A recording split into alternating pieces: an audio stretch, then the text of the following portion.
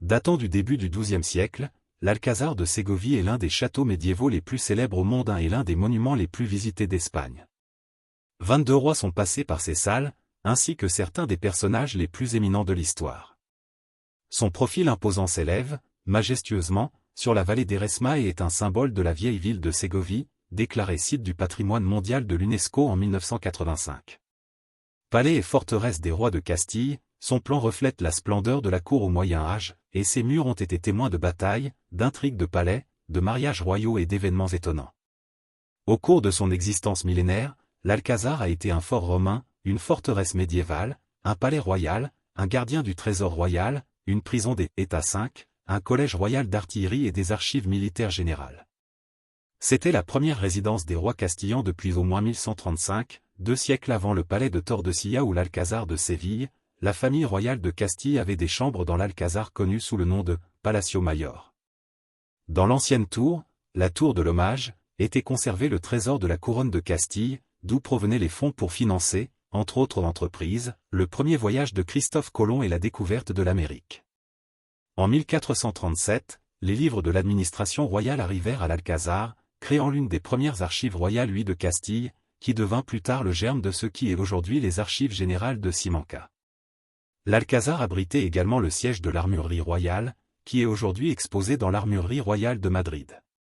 La fortification a des fondations romaines, probablement des vestiges d'un ancien fort, et à la base de son mur se trouvent des stèles funéraires réutilisées. Bien que la véritable histoire de l'Alcázar commence avec la Reconquête, dont l'évolution coïncide avec celle du château, bien qu'avec d'importants remodelages ultérieurs, tels que le toit en ardoise ordonné par Philippe II et qui fait de l'Alcázar de Ségovie le château le plus européen de la péninsule, étant l'un des exemples les plus remarquables de forteresse militaire et un cas unique dans l'histoire de l'architecture espagnole et européenne, château et palais royal, comme son nom l'indique, Alcázar, sous lequel il est déjà connu en 1135, sous le règne de l'empereur Alphonse VII.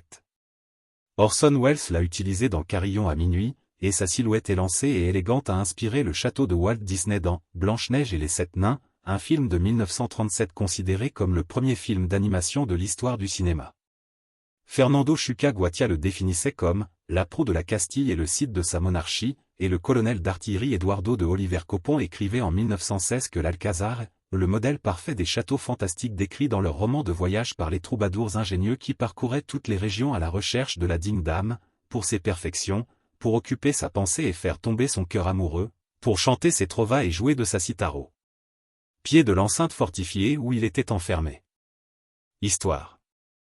Les vestiges les plus anciens trouvés à cet endroit sont des pierres de taille en granit semblables à celles de l'aqueduc romain, ce qui suggère qu'à l'époque de la domination romaine de la ville, il devait déjà y avoir un fort ou une fortification. Sur les vestiges de la forteresse a été érigée en forteresse. L'Alcázar pendant les premiers siècles du Moyen-Âge, 1025 à 1369.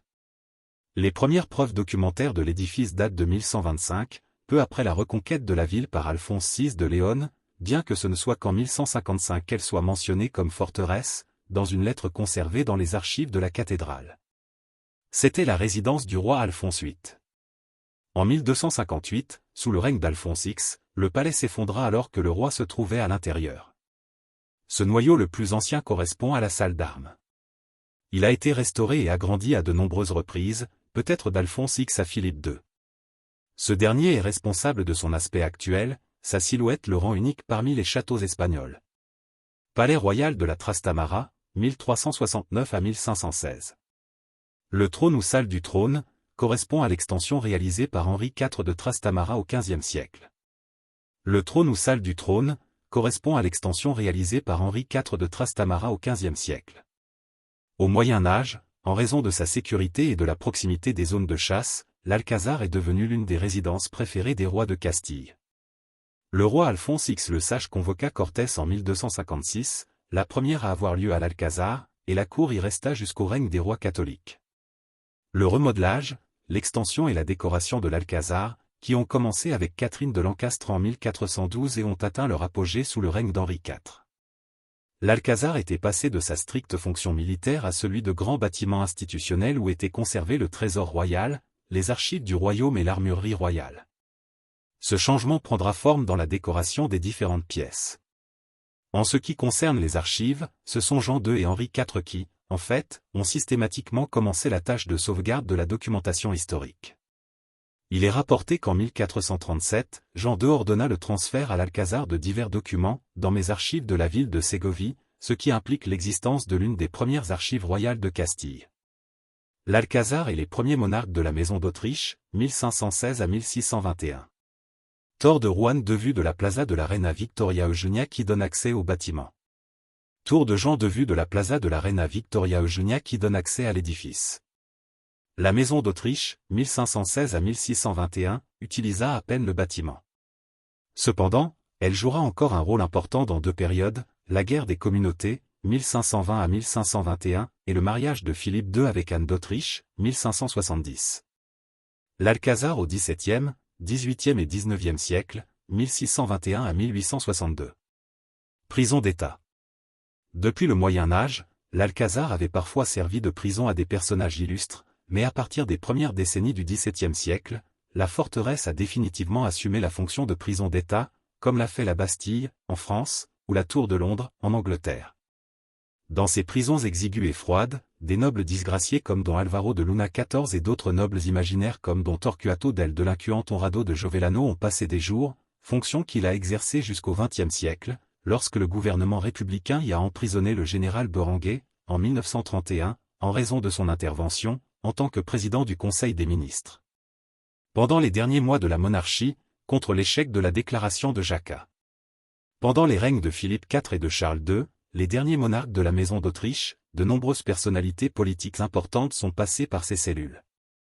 Le plus significatif est sans aucun doute Francisco de Guzmán y Zúñiga, marquis d'Ayamonte, arrêté en 1644 pour avoir participé à la conspiration du duc de Medina Sidonia, qui fut exécuté à Ségovie 4 ans plus tard. Un autre prisonnier notable était le noble français Henri de Lorraine, duc de Guise, qui a été emprisonné en 1648 après sa participation à l'insurrection en Sicile et a obtenu sa liberté 5 ans plus tard. Parmi les prisonniers les plus pittoresques qui sont passés par l'Alcazar se trouve l'Italien Vincenzo Lupati, enfermé en 1636 pour avoir fraudé la couronne en proposant de transformer n'importe quel métal en or et qui a finalement été exécuté. On peut également mentionner Maria Mancini, nièce du cardinal Mazzarino et épouse du noble italien Lorenzo Colonna, qui en 1680 a passé plusieurs mois dans la forteresse après avoir abandonné son mari et refusé de revenir auprès de lui. Un autre prisonnier important est le baron de Montigny, frère du comte de Horn, arrêté et emprisonné à l'Alcazar en septembre 1567 pour sa participation à une conspiration à Madrid. Bien qu'il y ait eu plusieurs tentatives pour le libérer, il fut finalement transféré au château de Simancas et exécuté en octobre 1568. Parmi les autres prisonniers célèbres de l'Alcazar, citons les comtes de Trivino et de Miranda, ainsi que le prince Don Carlos. Collège royal d'artillerie, 1764 à 1862. En 1762, Charles III fonda le Collège royal d'artillerie de Ségovie, dont le premier directeur fut le comte Félix Gazola. La collégiale a été installée le 16 mai 1764 et est restée à l'Alcazar, avec de légères parenthèses. Ce centre éducatif est rapidement devenu une référence, et le meilleur et le plus parfait représentant de l'éducation militaire illustrée. En février 1792, en tant qu'autre cabinet du centre d'enseignement de l'artillerie, un grand laboratoire de chimie a été inauguré dans un bâtiment très proche de l'Alcazar, Maison de la Chimie. Le laboratoire était dirigé par le scientifique le mieux payé des Lumières espagnoles, le chimiste Louis Proust, qui demandait une infrastructure, un équipement et des moyens tels qu'il l'a lui-même, dans sa conférence lors de l'ouverture du laboratoire, l'a défini comme « le meilleur d'Europe, de son genre ».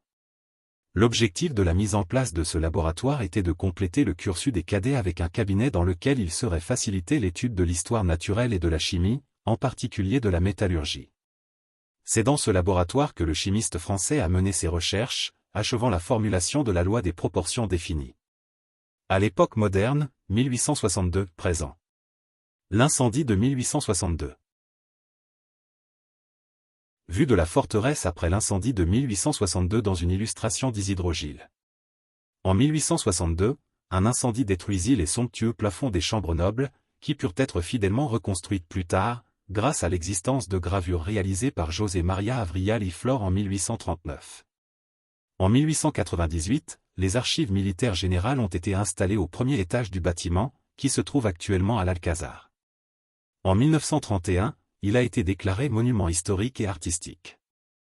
L'Alcazar a également servi de prison pendant la Seconde République, lorsque le gouvernement républicain y a emprisonné le général Berenguer en 1931 en raison de son intervention pendant les derniers mois de la monarchie d'Alphonse XIII.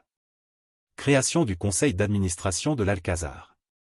Par décret du 18 janvier 1951, le conseil d'administration de l'Alcazar de Ségovie a été créé avec pour mission de réglementer l'utilisation du bâtiment et de ses annexes au profit du patrimoine culturel, d'assurer la conservation, le divertissement et la protection artistique du monument, et d'encourager le public à profiter d'un musée de l'Alcazar de Ségovie qui est une archive de souvenirs pour préserver la mémoire de son triple aspect de l'Alcazar Regio, de l'enceinte militaire et du Collège royal d'artillerie. Plafond à caisson-mudéjar. Le dernier acte officiel de Juan Carlos Ier en tant que monarque. La cérémonie commémorative du 250e Collège royal d'artillerie, qui s'est tenue à l'Alcazar de Ségovie le 16 mai 2014, a été présidée par le roi Juan Carlos Ier, étant le dernier acte officiel auquel il a assisté, avant d'annoncer son abdication. Aujourd'hui. Actuellement, l'Alcazar de Ségovie est considéré comme l'un des châteaux les plus spectaculaires du monde. Son architecture unique, son emplacement stratégique et sa riche histoire la rendent vraiment inoubliable. Sa gestion est un exemple unique en termes de diffusion et de conservation du patrimoine historique et artistique, avec l'avantage que les visites génèrent des revenus suffisants pour garantir l'entretien, la sécurité et la sauvegarde d'un patrimoine historique impressionnant. Description. Vue nocturne du château. Vue nocturne du château. La distribution du château est divisée en deux zones, l'extérieur, avec une cour aérienne, des douves, un pont-levis et le donjon, et les pièces intérieures qui comprennent une chapelle et plusieurs salles nobles, salle du trône, salle des galères, salle de l'ananas, salle du roi et autres, qui peuvent être visitées aujourd'hui. Son plan d'étage est très irrégulier et s'adapte à la colline sur laquelle il se trouve. Le très beau donjon se distingue, carré avec 5 tourelles, une pièce couverte de canons pointus et de fenêtres à meneaux. Il a été construit lorsque le roi Jean II était roi et a d'abord servi de salle d'armes. À l'intérieur, les salles et les chambres étaient décorées avec beaucoup de luxe et de beauté par des peintres et des artistes mudéjars. Le sgraffite de sa façade. Les plus anciennes traces historiques de la technique du sgraffite à Ségovie sont associées à l'Alcazar, datant de l'époque du XIVe siècle. Cette technique, appliquée à la façade de l'Alcazar, se caractérise par l'inclusion de pièces noires à l'intersection de motifs géométriques, ce qui transcende sa fonction purement esthétique. L'inclusion de l'élément connu sous le nom de « mucus de dinde » ou « écume de forgeron » est un aspect notable de cette technique, suscitant l'intérêt et les questions fréquemment posées parmi les visiteurs du château. Cet élément, un petit point noir visible sur la façade, joue un rôle fondamental dans la préservation de la décoration. Composé d'un mélange de fer et de charbon de bois à la texture poreuse, le laitier de forgeron est volontairement intégré aux façades pour renforcer le sgraffite.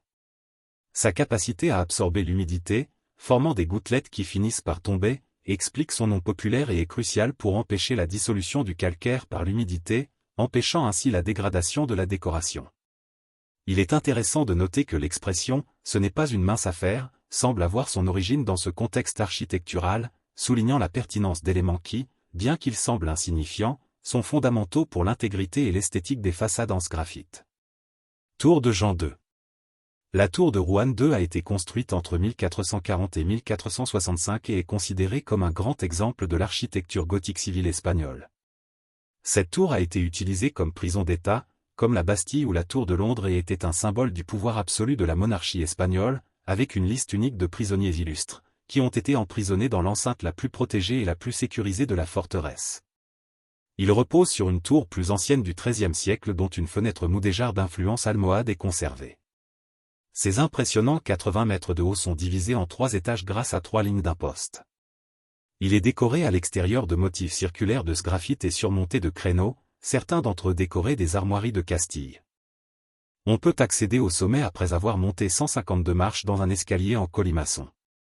Les vues spectaculaires à 360 degrés sur la ville et son environnement naturel, dont on peut profiter d'en haut, en valent la peine, une belle vue sur la vieille ville de Ségovie, le sanctuaire de Fuencisla, construit à côté de quelques rochers dans la partie basse de la ville, le cimetière juif, conservé à côté de l'ancien quartier juif, l'église de la Veracruz, une ancienne église templière au plan dodécagonal inhabituel, le monastère d'El Paral et les quartiers de San Marcos et Zamaramala. La galerie ou la terrasse mauresque. Vitrail avec le roi Henri IV de Trastamara. Servant de socle à la façade de l'Alcazar, une terrasse murée s'étend sur toute la façade, c'est la galerie ou terrasse des morts, ainsi appelée parce que la garde-mort d'Henri IV y montait la garde. Jusqu'à l'incendie de 1862, elle était recouverte d'un large toit d'ardoise, comme on le voit dans les gravures de l'époque romantique, qui, s'il ajoutait de la grâce à l'ensemble, enlevait à l'élancement de la grande tour. Les douves et l'entrée du château. Pour accéder au château, il est nécessaire de traverser un fossé défensif de 26 mètres de profondeur. Ces douves, qui ont toujours été sèches, étaient autrefois traversées par un pont-levis, mais aujourd'hui elles sont traversées par un pont de pierre construit sous le règne de Philippe II et une passerelle en fer. Les douves sont d'origine naturelle et ont été creusées au fil des siècles, en utilisant les pierres extraites pour la construction du château. Au fond des douves, à une profondeur de 23 mètres, on peut encore voir des pierres de taille à moitié taillées qui n'ont jamais été utilisées. Le ravin des douves, qui doit avoir son origine dans une entaille naturelle dans la roche, a été agrandi par Henri IV puis à nouveau lors des travaux de remodelage du château promus par Philippe II.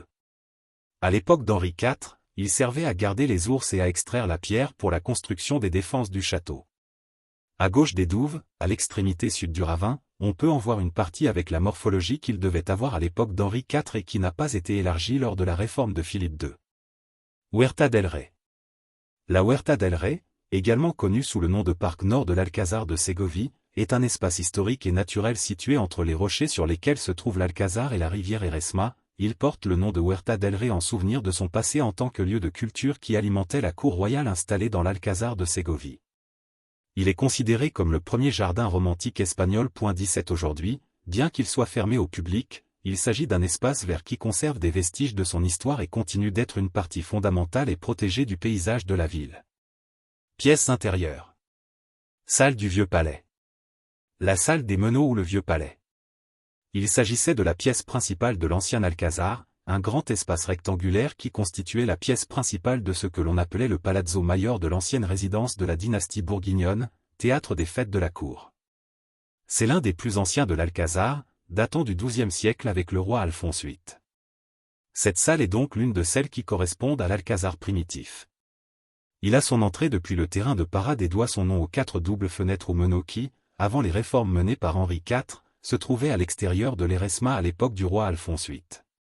En architecture, une fenêtre à meneaux est connue comme une fenêtre composée de 2 arcs identiques reliés par une colonne ou un pilier appelé meneau. Ces fenêtres s'ouvraient ensuite sur une terrasse qui, plus tard couverte, devint la salle des cuisines. Les fenêtres que l'on peut trouver ici sont également connues sous le nom de célébration, car les personnes engagées s'y asseyaient pour parler. Les fenêtres ont sur leur socle de curieuses peintures mudéjares qui représentent de grands oiseaux, semblables à des autruches et quelques restes de peinture mudéjar en rouge sur fond blanc, connus sous le nom de la Soria. Ces peintures témoignent de l'organisation originale de la pièce et du goût des monarques castillans pour l'ornementation islamique. Il abrite également une composition impressionnante de chevaux et de chevaliers, harnachés et armés pour des tournois avec de magnifiques armures en acier, ainsi que d'autres armures variées de différents types et réparties dans toute la pièce, toutes données par la fondation Lazzaro Galdiano. Dentelle. Les socles de style mudéjar situés entre les fenêtres, connus sous le nom de la Soria, sont l'une des manifestations les plus remarquables de la tradition islamique dans la peinture à Ségovie. Ils font partie de la décoration originale de l'ancien palais et des restes de peinture trouvés lors d'une rénovation effectuée dans la Casa de Argila, une maison du XIIIe siècle dans le quartier voisin de Canongia. Ces peintures se caractérisent par la technique de la fresque et l'utilisation d'un ton rougeâtre comme base, obtenu à partir d'un oxyde de fer connu sous le nom d'almagre. La dentelle a été fabriquée entre le XIIe et le XIVe siècle et était connue dans la documentation de la fin du Moyen Âge sous le nom de « peinture des morts » ou « peinture de ruban de lancer ». Leur origine remonte au califat de Cordoue et ils ont continué à être utilisés de manière moins importante au XVIe et XVIIe siècle. Salle cheminée.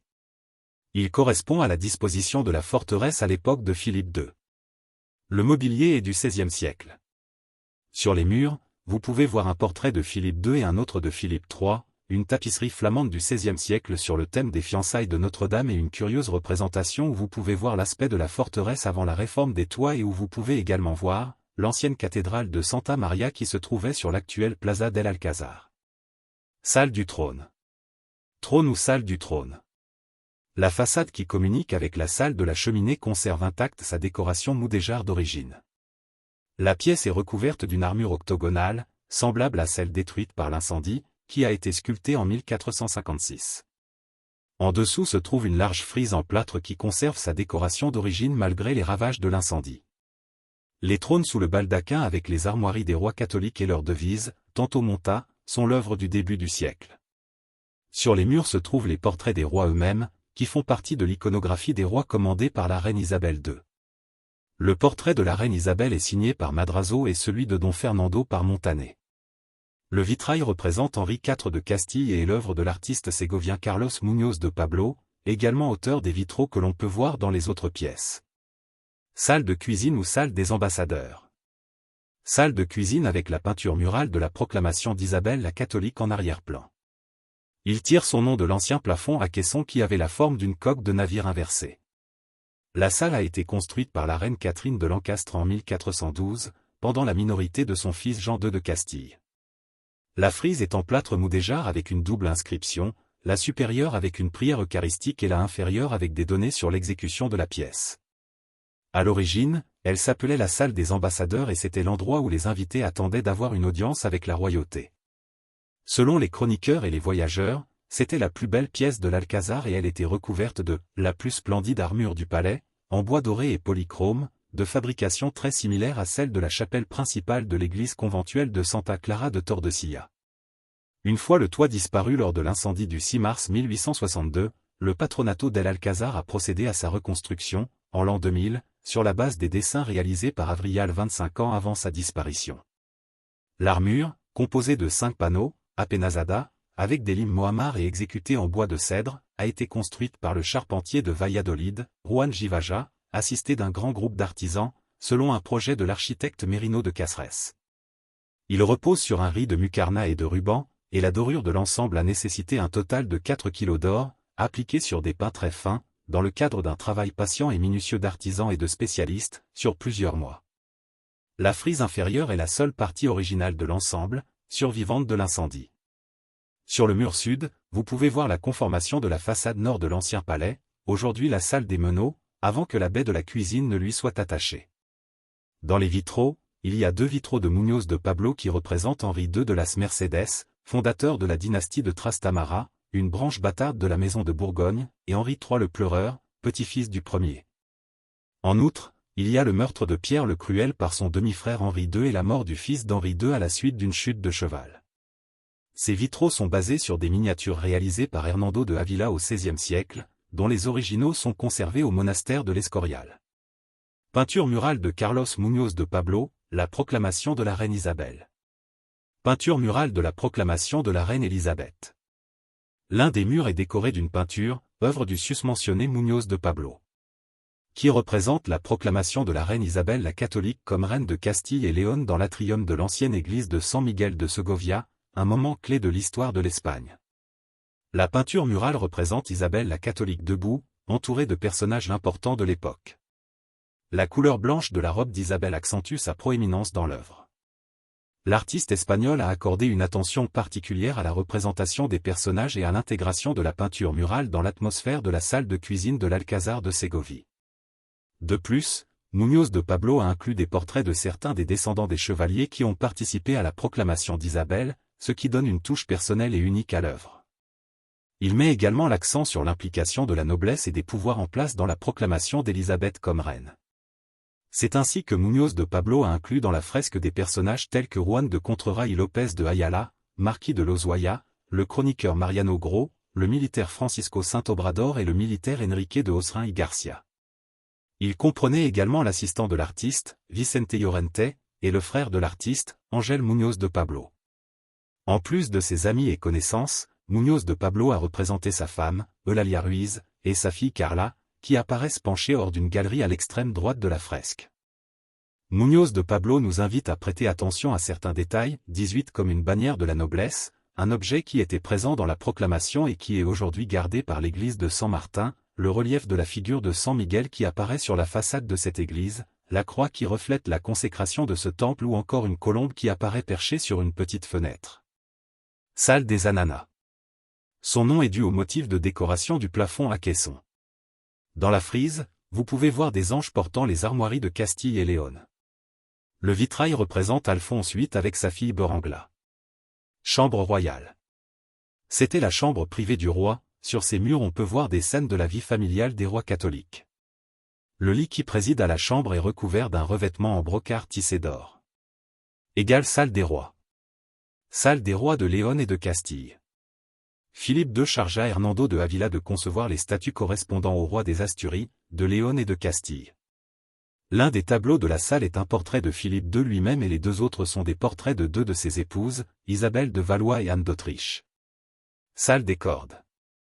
Son nom est dû au fait qu'il est entouré par les murs, avec un long cordon doré. Il représente le cordon franciscain de pénitence d'Alphonse X pour son orgueil excessif. Dans la Sala del Cordon, il y a une petite chapelle où les rois écoutaient la messe. Salle d'armes ou manège militaire royal. Dès le début, l'Alcazar abritait l'armurerie de la Casa de Trastamara et a été le précédent pour les collections d'armes qui ont finalement été rassemblées à l'armurerie royale de Madrid. L'armurerie est une pièce qui reflète le style militaire de l'Alcazar et possède une voûte en berceau pointu et 2 fenêtres à meneaux. Il est situé au rez-de-chaussée du donjon et abrite actuellement un grand nombre de pièces d'armure, d'épées, de lances, de hallebardes, de mortiers, de serpents et de bombardes, ainsi que d'anciens drapeaux avec héraldique. Dans la pièce se trouve également une arbalète connue sous le nom d'arbalète de Charles Quint, qui aurait appartenu à l'empereur et se distingue par sa richesse ornementale et sa ressemblance avec celle vue dans un tableau de Lucas Cranach. Coffre au trésor.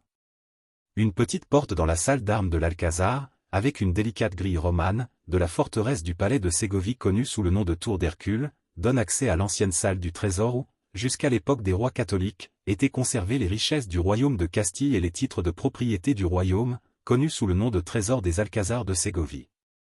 L'Alcazar était, en plus d'être le palais royal de Castille, le gardien des fabuleux trésors de la famille